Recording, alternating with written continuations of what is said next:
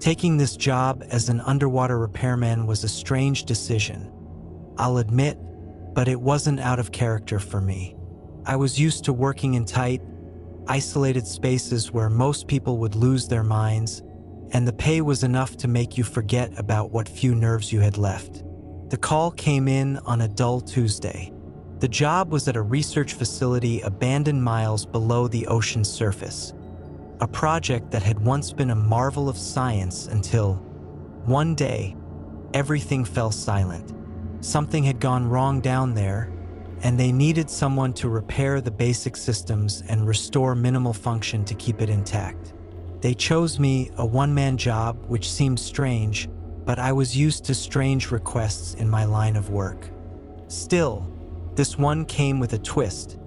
When my supervisor handed me the job details, his face went stiff, his eyes hard as he leaned in, his voice dropping to a whisper. Remember, if you see a woman in a black dress, with drenched, long black hair, you must stay perfectly still.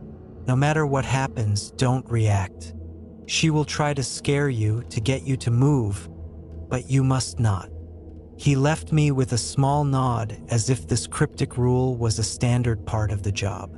I brushed it off as some odd, bureaucratic detail meant to psych me out, and soon enough, I found myself descending into the dark abyss. As the capsule dropped deeper, the darkness outside grew denser, swallowing the last hints of sunlight until the only illumination was the faint, eerie green glow of the instrument panel. The silence was profound, pressing against my eardrums until I could hear nothing but my own heartbeat and the low hum of the descending capsule. The black void outside felt like it went on forever, an endless, suffocating expanse, and as we approached the facility, its outline materialized in the distance, a massive, looming shape that looked far more ancient than its 30 years.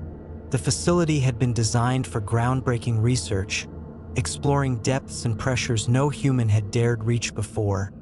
But now, abandoned and coated in a thick layer of algae and marine growth, it looked like some twisted, drowned relic. When the docking was complete, I stepped out into the loading bay, switching on the small headlamp attached to my helmet. The beam cut through the murky darkness, illuminating only a few feet ahead, casting shadows that seemed to shift and bend as I moved.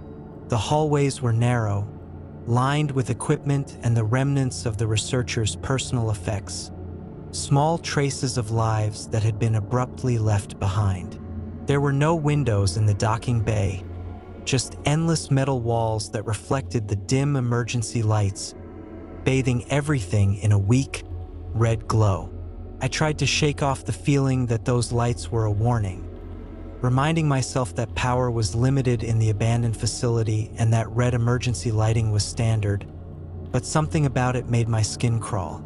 As I ventured deeper, the air grew colder, stale, with a faint metallic tang that seemed to linger at the back of my throat.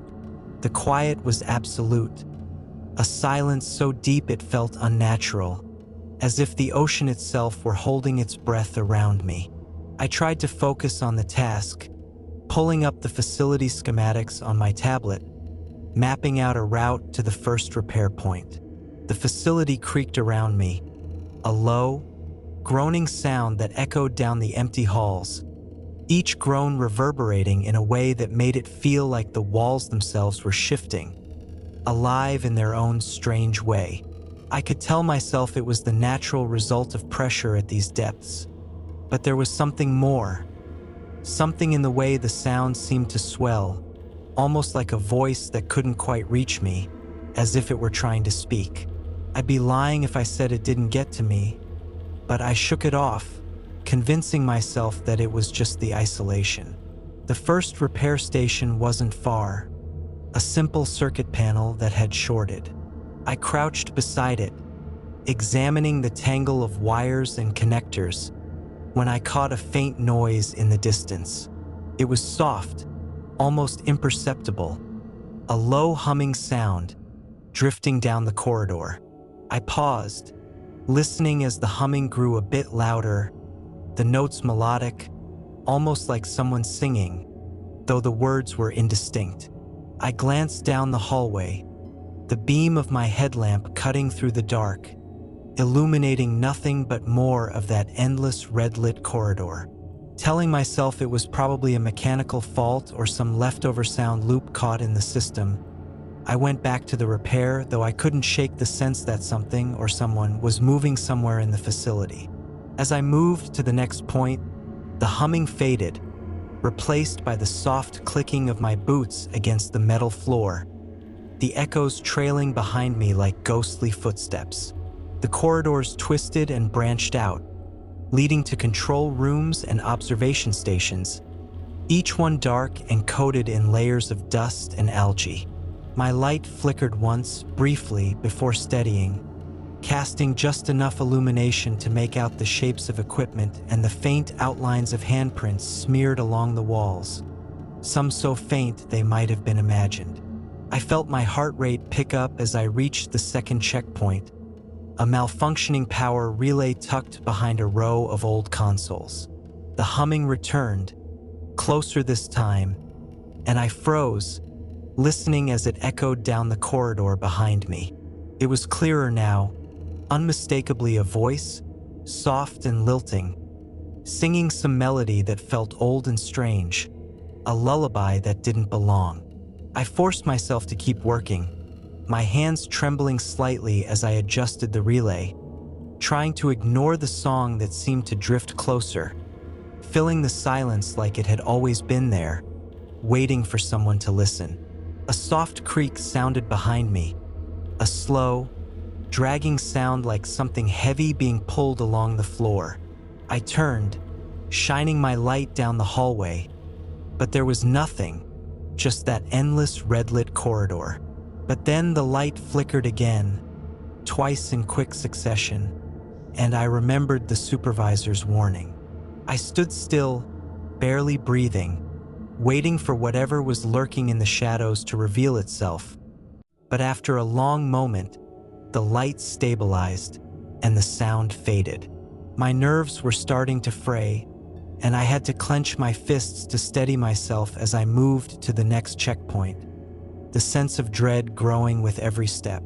The next repair was deep in the facility, and as I walked, I became aware of the weight of the silence pressing against me.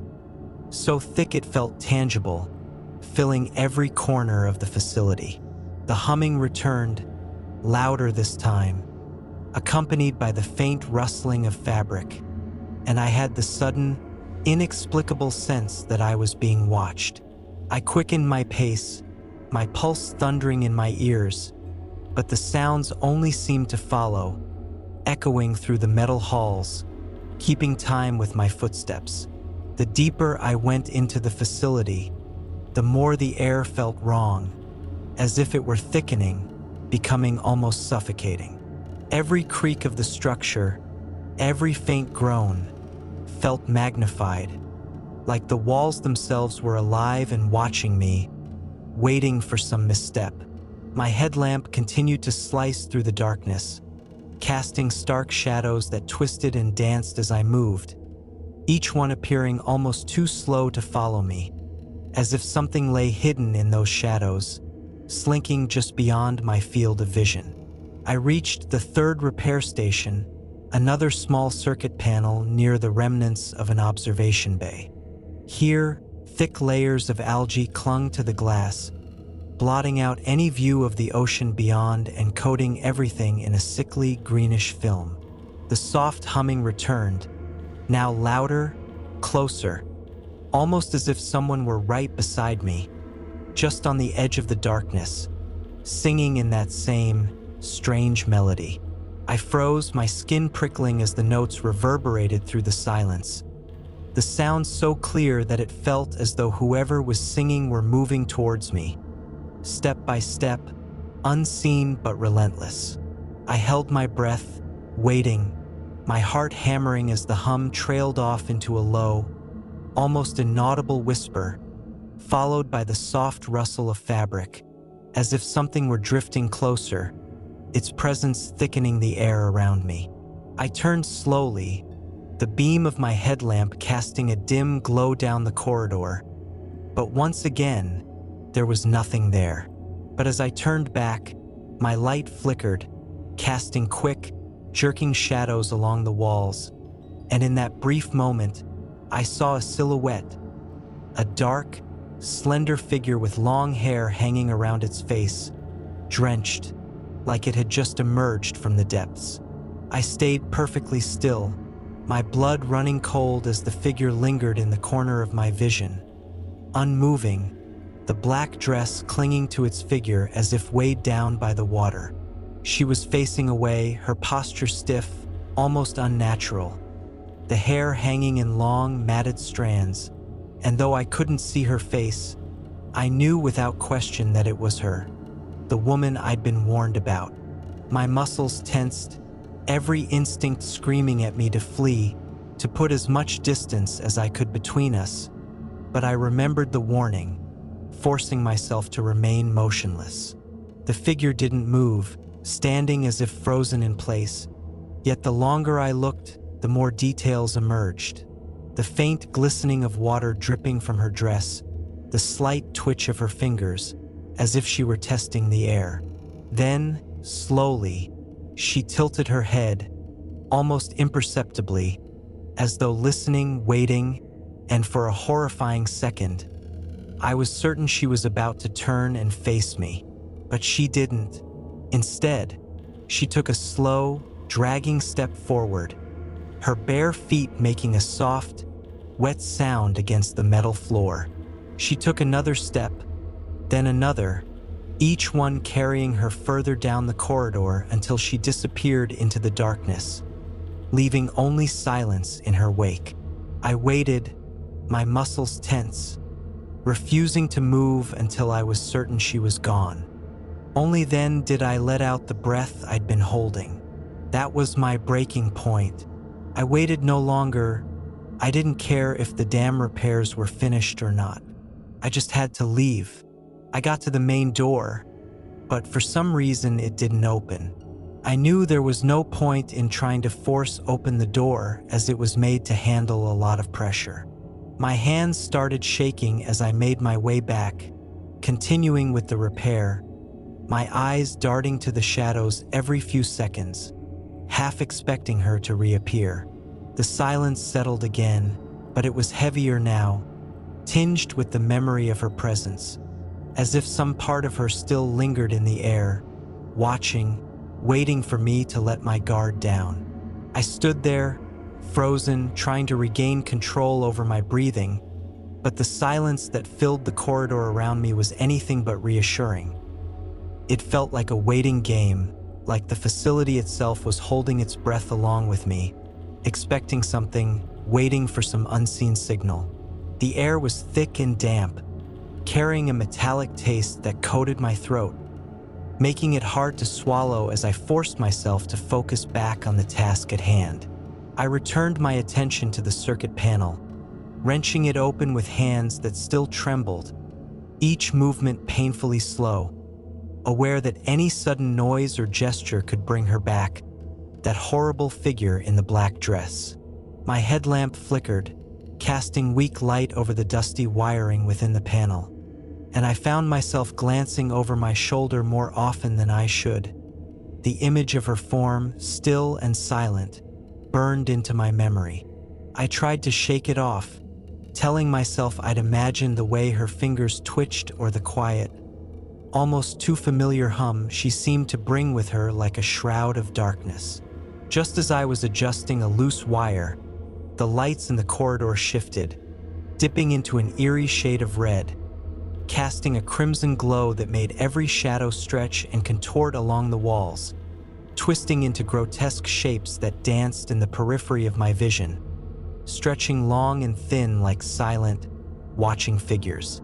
I froze, heart pounding, as a faint vibration hummed beneath my feet, subtle at first, but it grew, a soft, rhythmic pulse that seemed to be counting down to something, vibrating the floor beneath me and making my bones rattle in sync.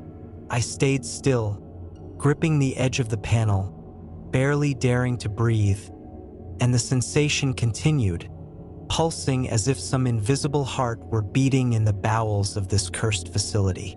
I forced myself to listen, straining to decipher the pattern of the vibration, and it dawned on me that it wasn't random. It was deliberate, a measured pulse that reminded me of footsteps.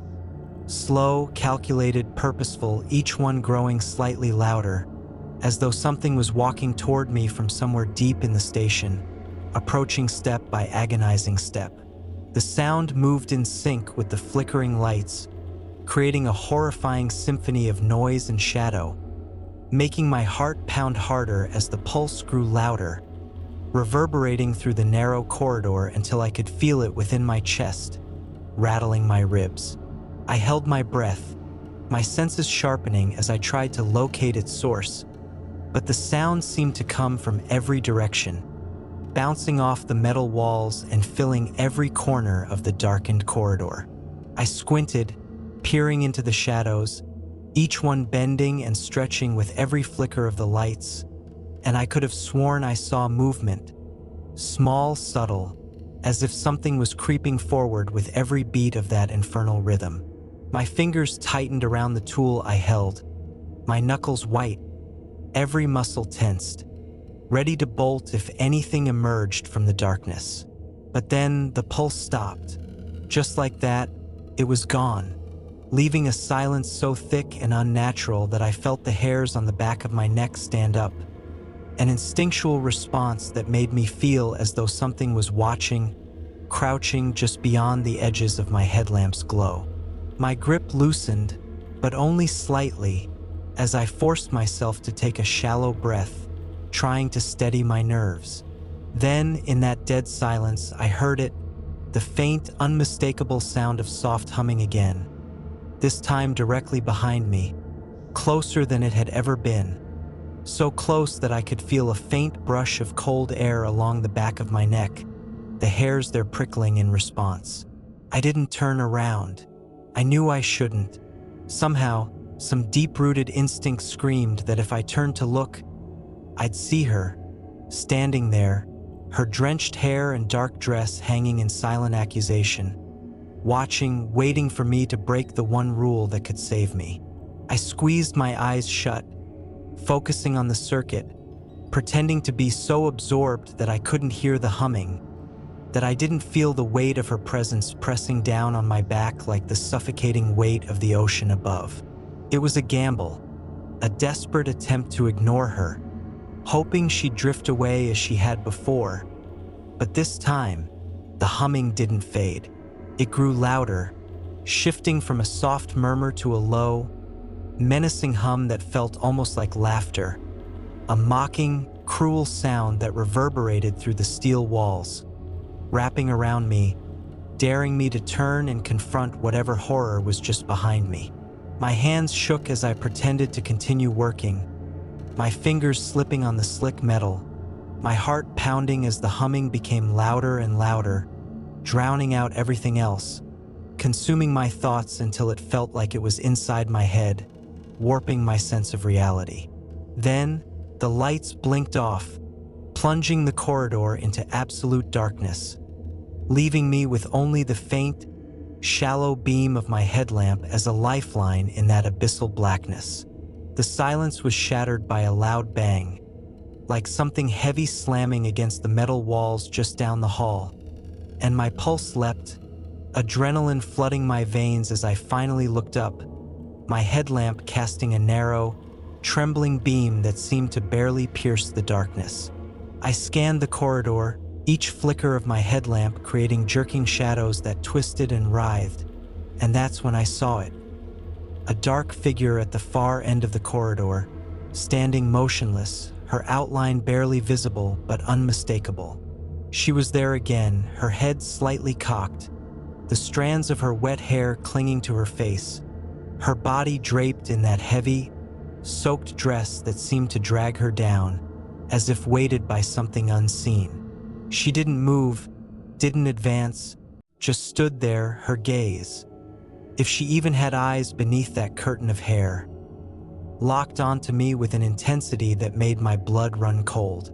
I fought the urge to run, to scream, to do anything that would release me from the horror that gripped my soul. But I stayed rooted to the spot, paralyzed, bound by fear and by the single rule that I had to obey to survive. The silence stretched on, each second feeling like an eternity as she remained there, as if savoring my fear, feeding off the dread that gnawed at my mind.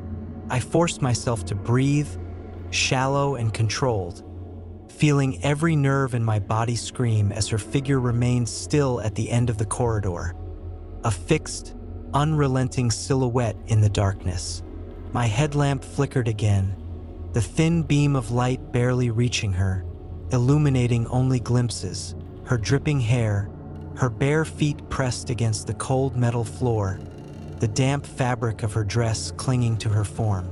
Every detail seemed wrong, distorted, like she didn't belong in this world, her presence an aberration in the sterile, clinical environment of the facility.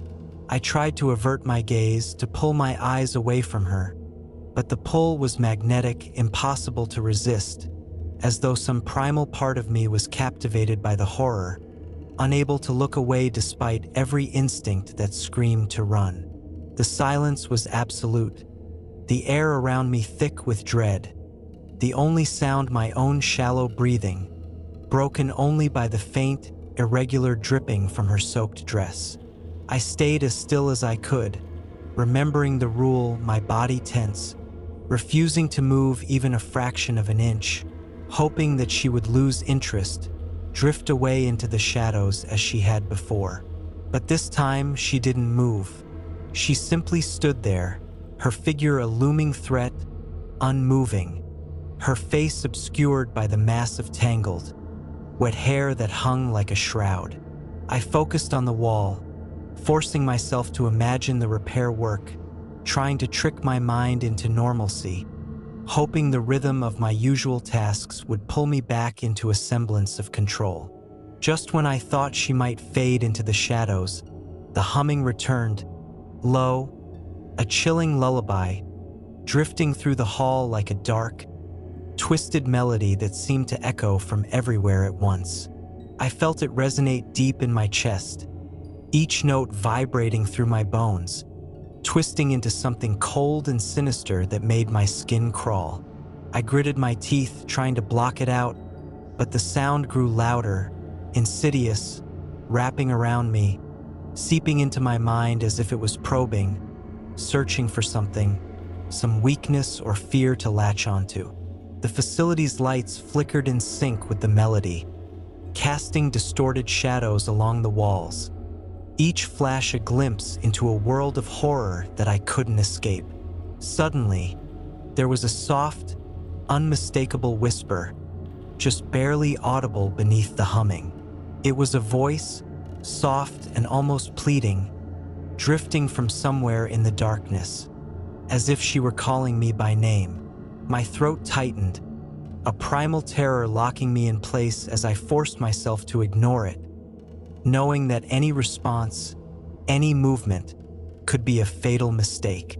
Her whisper grew louder, persistent, a hypnotic pull that clawed at the edges of my sanity, coaxing me, daring me to look, to move, to respond in some way that would break the fragile barrier between us. I clenched my fists, feeling the sweat on my palms, each nerve alive with tension as I fought the urge to bolt, to abandon all reason and escape the suffocating horror that surrounded me. My headlamp flickered again, and this time, in that brief moment of light, I saw her move, just a slight shift, her head tilting as though studying me, her hair parting slightly, revealing the barest glimpse of something beneath it, something that looked almost human but twisted, hollow, devoid of anything recognizable. My stomach twisted, nausea rising as I forced my gaze back to the circuit panel, pretending to be utterly absorbed, praying that this small display of indifference would somehow convince her to leave.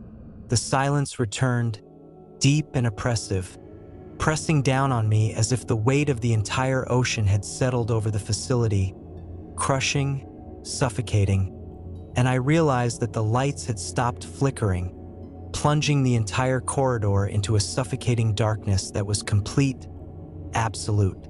In the pitch black, my headlamp sputtered weakly, casting only the faintest glow, and I was acutely aware of every inch of space around me, of the void that stretched endlessly in all directions, empty except for her, lingering at the edge of my vision, her form barely visible in the dim glow. I held my breath, every muscle tensed, as I listened, straining to catch any hint of her movements. But there was nothing. No footsteps, no breathing, only the relentless, suffocating silence that seemed to swallow all sound. Just as I dared to believe she might be gone, a metallic creak echoed down the corridor, shattering the silence and sending a jolt of cold dread through me. My headlamp was barely holding on, casting a faint, unstable light that only made the shadows darker, deeper, as if they were alive and breathing. I turned slowly, feeling the weight of my movements, every step heavy with terror as I edged back toward the main door. It loomed at the end of the hall, and with every step I prayed it would open, that I could escape this nightmare and reach the safety of the surface. But as I approached, I saw the control panel blink, flicker, and then go dead. My heart sank. I pounded on the door, pressing every button, jamming my fingers into every override control, but it was like trying to open a door that didn't belong in this world. I felt trapped, the walls pressing in, the shadows swallowing the edges of my vision, and that's when I heard it. A faint, almost playful knock from the other side of the door, a sound that shouldn't be possible so deep underwater. The hairs on the back of my neck prickled as the knock grew louder, more insistent, as though whatever was out there knew I was trapped. And then, cutting through the oppressive silence, her voice seeped through the door, soft and melodic, humming that same twisted lullaby that had haunted the halls.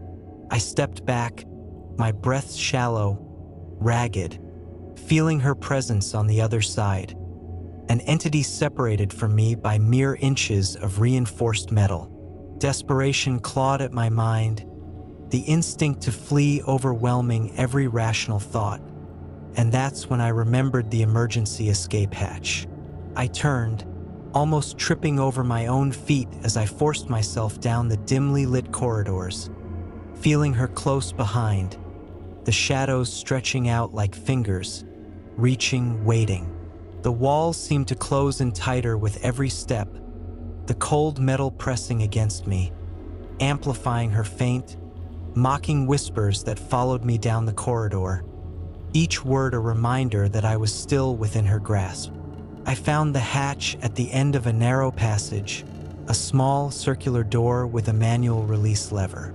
My hands were shaking so badly that I struggled to grip it, my breath coming in shallow gasps as I forced myself to turn the lever, every click echoing down the hall as though announcing my escape.